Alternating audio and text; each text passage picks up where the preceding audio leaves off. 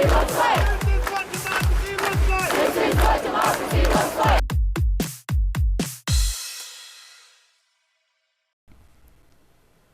everyone! Welcome to Be the Change. My name is Lily Mott, and today I'm going to be talking about how change comes when you find something you're passionate about. This week's guest has an inspiring story that I am excited to share with you, so I want to jump right in.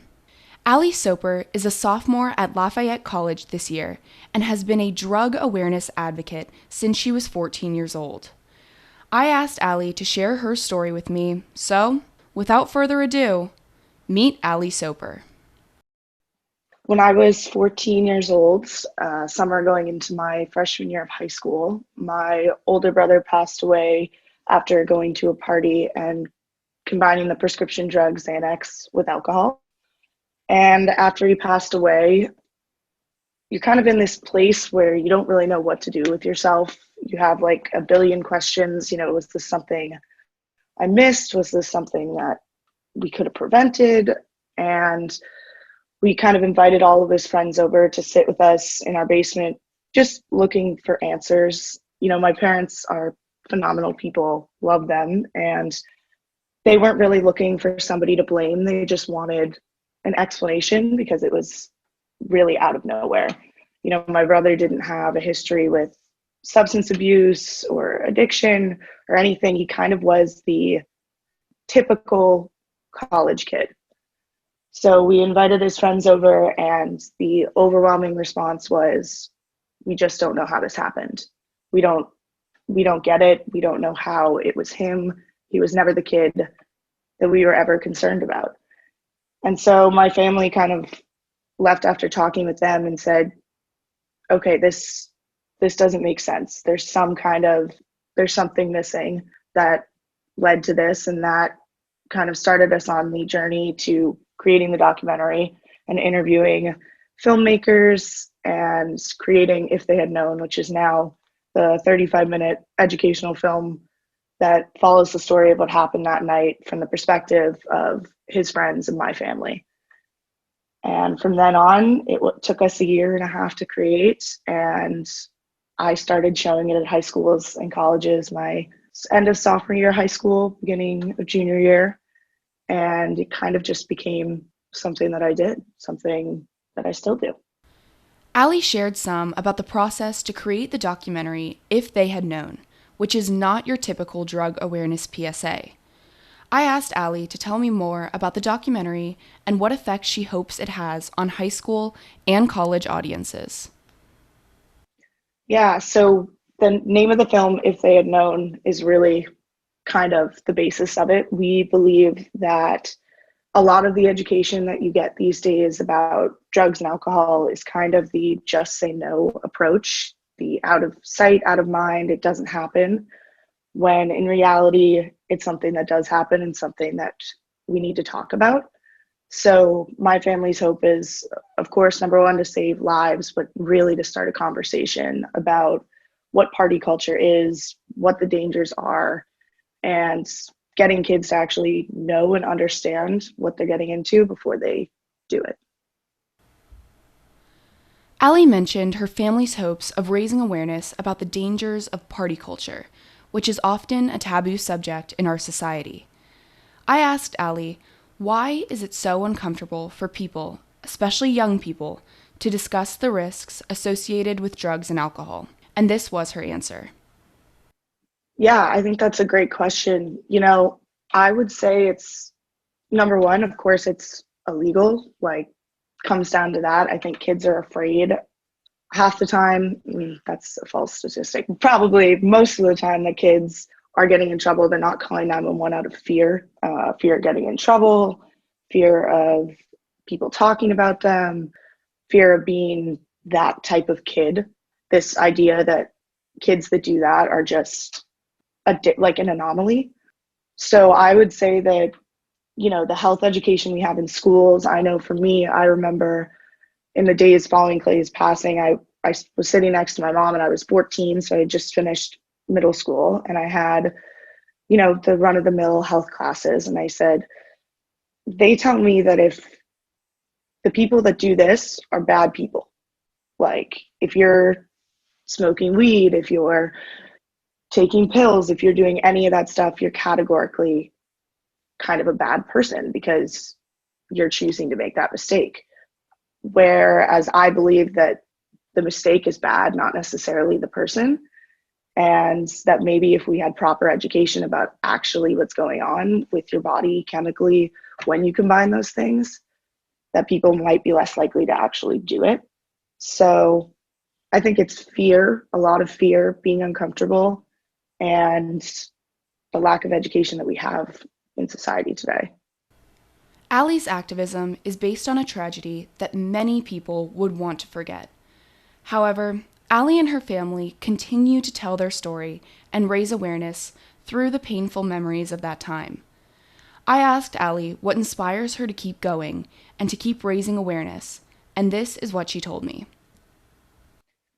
Yeah, so for me, I always say that yes, the presentations, I'm talking about the one bad thing I have to say about Clay, the one mistake that he made, but also part of those presentations, I get to talk about the amazing person that he was and the magnitude of the impact that he made in the 19 years that he was here.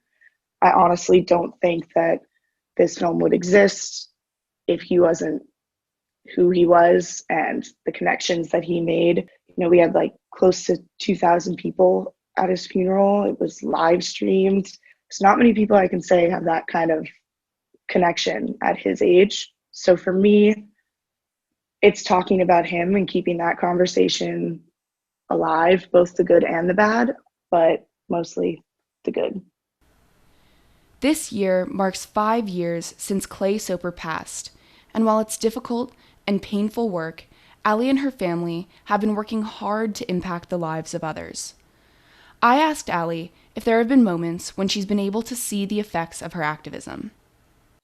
Yeah, of course. So a lot of the times that I do presentations, I do kind of a question and answer section following the film where I let people from the audience ask me questions. And more often than not, when the film's over, some people hang out around and kind of talk for 20, 30 minutes after everybody else has left the auditorium or whatever. And just hearing people say, I get this, I relate to it, I can see my friends, my siblings, my family fall into the category Clay is. And because he was so relatable, they can see where it connects to their lives. I guess I would just say I've gotten letters, Instagram DMs, always a popular one. Just people that say, you know, wow, I never thought about my family. Often when you're a teenager, you're thinking about yourself, which is just how it is. And they say, I watched your family in that film, and I never thought about how my single decision impacts not just me, but really those around me, and how that can be kind of a factor that you should take into consideration. So yeah, just letters, DMs. The next weekend I went to a party and I saw somebody that I knew was on Xanax and had been drinking, and I kept an eye on them the entire night and made sure to have a discussion with them the next day about why what they did was dangerous and why I was concerned for them. And also just like conversations that friend groups get into afterwards. Teenagers talking about that stuff. That's what really gets me excited. Allie is wise beyond her years, and during our conversation, I had to keep reminding myself that she is my age. I had to ask Allie, as both a college student and a drug awareness advocate, does she feel different when she's at parties? Is she more conscious about people's actions and the consequences of those actions? In high school, I always joke, there's always that one kid in the audience that raises their hand and says, like, so do you go to parties? And it was always my favorite question to ask because I would stand up in front of an auditorium of adults and students and say, yes, I do go to parties and I have fun. And I'm not limiting myself to the social setting because of what happened to my brother. But what separates me from the average person is the fact that I'm always thinking 10 steps ahead, whether others are aware of it or not. It will always be in the back of my mind. It's something that I'm always going to be looking around, keeping an eye on people. I'm always the person that says, if you need somebody to call 911, just ask me. I don't care if I don't even know the person. So, in going to college and going to parties and being in the social scene where I'm often like maybe surrounded by somebody that is taking part in something that I know is dangerous and that I don't agree with, I have to choose my battles for sure. I can't be the educator in every situation, but it's something I'm always thinking about. And I'm always the person that has to be a little bit aware of what's going on with me and my friends and those around me. Definitely. That's so interesting. That's funny about the kid that always stands up Oh yeah, to you go to they love party. that question. I know, and it's always that like one kid that really thinks he's going to get me, because that really has the Exactly. And he's capability to like, obnoxious.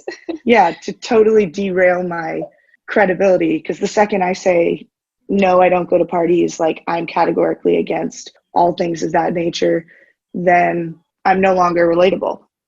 I fall into a different category. It takes the film and puts it into the just say no approach. And that was a big step, like making the decision that I wanted to admit that in front of a lot of people. That's not exactly something that a teenager, a 16-year-old does. Um, but I think it's really when the kids actually connect and might listen to me is when they understand that I'm really just like everybody else. I just want people to be safe. I really, really loved Allie's answer, and I think her perspective is invaluable in starting the conversation about drugs between young people in particular. Of course, I was excited to ask Allie the money question. What advice do you most want to share with young people who want to make a change in this country? And this was her answer. Yeah, so I would say number one, you have to find something you're passionate about. People always ask me how I'm comfortable public speaking, and my response is always, it's because the topic that I'm discussing, it's something I'm just so passionate about that I could talk about it all day. If it's a presentation for class, I might get a little bit more nervous. So number one, finding something that you're incredibly interested in and driven to talk and create change around. And then also just not being afraid. I was in high school, not exactly the most accepting place to get up and give a drug and alcohol presentation, but more often than not, the response was incredibly receptive.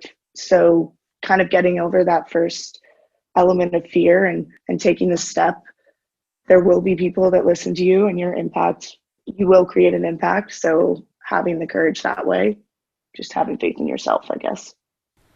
I loved this advice, and before we ended our conversation, I wanted to know more about Allie's future plans for the fund and the film. She shared some of her plans and hopes for the future.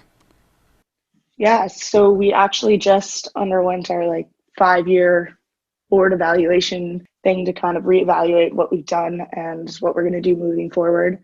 And basically, the past 5 years, it's been run by my mom and her best friend, who are amazing people out of my dining room, doing everything they possibly can. And I think we're finally at the turning point where we're going to start allowing others to take on roles and really let it grow. So I would say the goal, we've always set our goal is to get it in every high school and college campus in the country. And that's honestly what I hope to see happen, and what I think that we're just going to keep doing in the coming years. If you are interested in supporting or learning more about the Clay Soper Memorial Fund, you can visit claysopermemorialfund.com. Allie has big plans for her future, but as she mentioned, it all starts with passion. Find something you're interested in, something that challenges you, something that drives you to create change, and run with it, because change comes when you find something you're passionate about. Thank you so much for listening to this episode, and you can support or get involved with the Clay Soper Memorial Fund on Instagram and Facebook at Clay Soper Memorial Fund. If you want to talk about anything I mentioned, please reach out to me by email at lily@bethechangepodcast.org or on Instagram at bethechangepodcast. Tune in for my next episode, but until then, be the change you wish to see in the world. Bye, guys.